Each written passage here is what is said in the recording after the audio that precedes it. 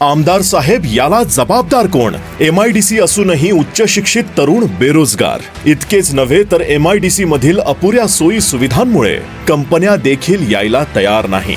गेल्या 5 पंचवार्षिक पासून काटोल विधानसभा मतदारसंघावर देशमुख घराण्याची सत्ता, तरी देखील काटोल मतदारसंघाच्या विकासाचा कुठलाच नाही पत्ता. काटोलच्या या रखडलेल्या विकासाला जबाबदार कोण? श्रेयवादाच्या लढाईत विकास मात्र खुंटीवर टांगला. घराणेशाहीच्या राजकारणात तरुणांचे भविष्य नासवले, शेतकऱ्यांनाही आशेवर ठेवले.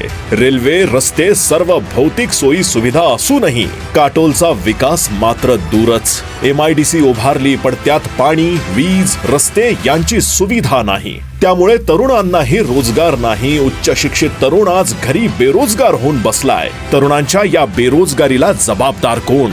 हाच प्रश्न काटोल मधील सर्वसामान्य जनता आता या आमदार साहेबांना विचारत आहेत.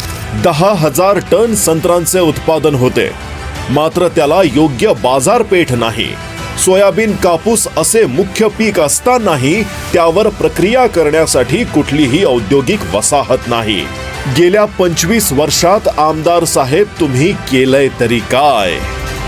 काटोलचा युवा विचारतोय, याला जबाबदार कोण?